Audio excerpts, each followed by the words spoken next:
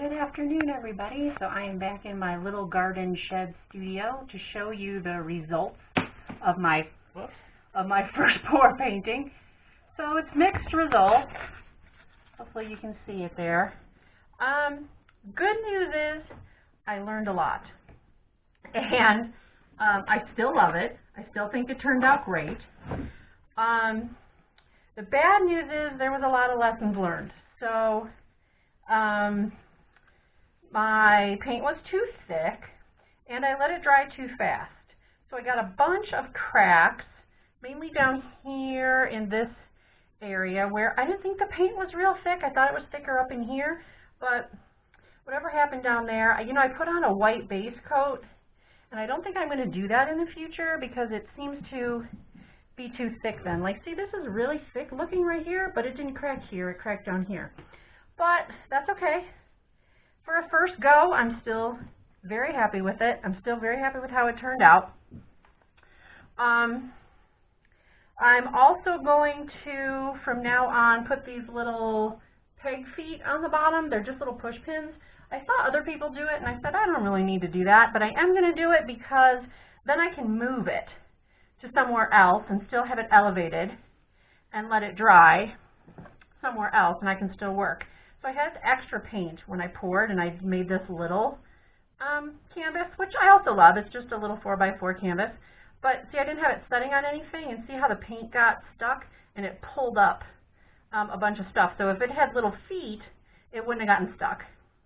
So another lesson learned. So I don't think I'm going to do the white base on my next one. I think I'll just do a naked canvas.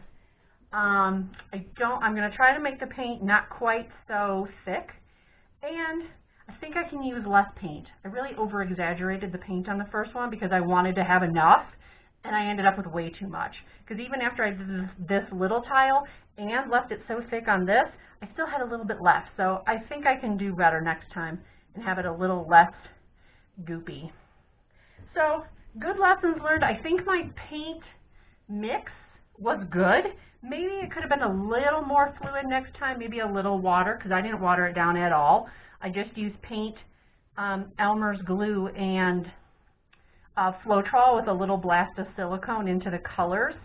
And it worked well, but I think I can put a little water in it next time so it'll flow a little more and maybe not get so goopy right here in the middle. But I was happy with this one that I only did one pour. Like, I see people do a little pour. They'll do a pour and they go, oh, I don't have enough, and then have to like smudge it in on an end. And I'm not real big on how that looks. I think it looks like you forgot, didn't have enough paint and you had to add that. And if that's what you're going for, great. But I don't care for that, at least in most cases. So I'm going to try to do better next time with my paint ratios or my paint volumes. But for now, I'm going to finish this with, I guess it's varnish, I don't know, protective covering. So this is just, I don't know if you can see it, this is just Minwax polyacrylic. Get it at the hardware store. I've seen a bunch of people use it. And so my first inclination is with these cracks, just to like dump a giant puddle on there. But that is not the way to do it, and it will not help anything. So what I'm going to do instead is just take my brush and brush it on. And I'll do a few light coats, seal up these cracks. So after it cracked, I was pretty disappointed. Because, for me, if it's not 100% success on the first try, I normally just, give up.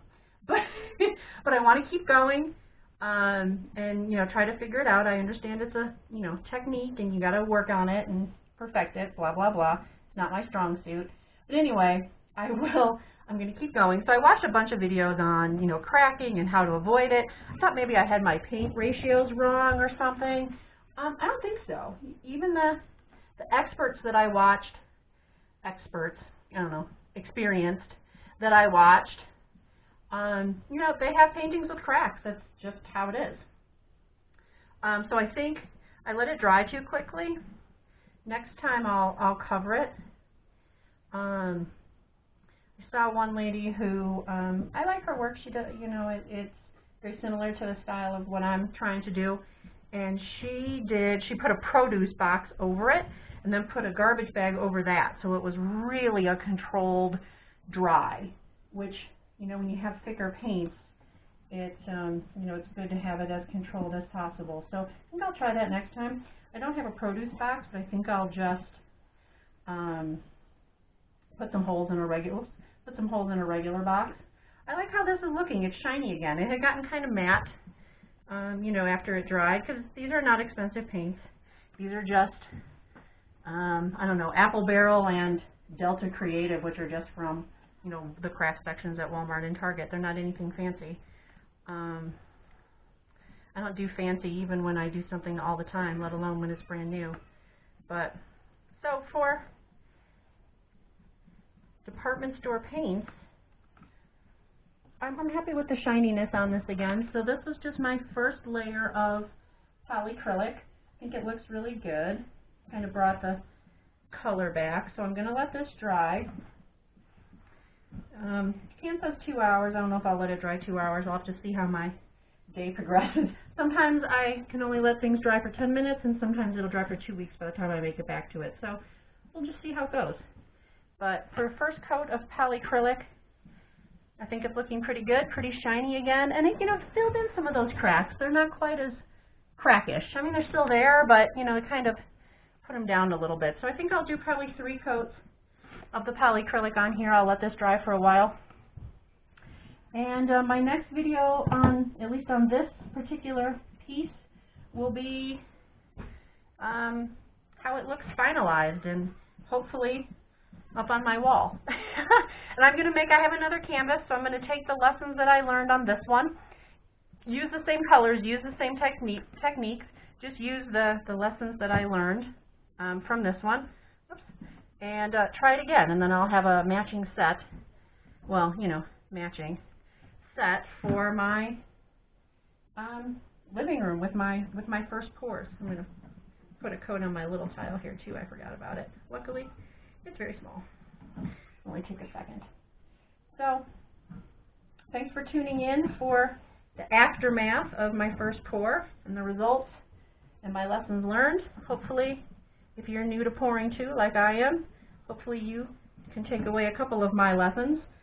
Try to thin out your paint. Don't use as much as you think you're going to need. You can go a little bit thinner. And control your drying. I think that's the biggest lesson that I learned that I didn't see in any of the videos before I started, because I didn't, specifically research cracks. I didn't see any videos about controlling your drying. So now I will know for next time.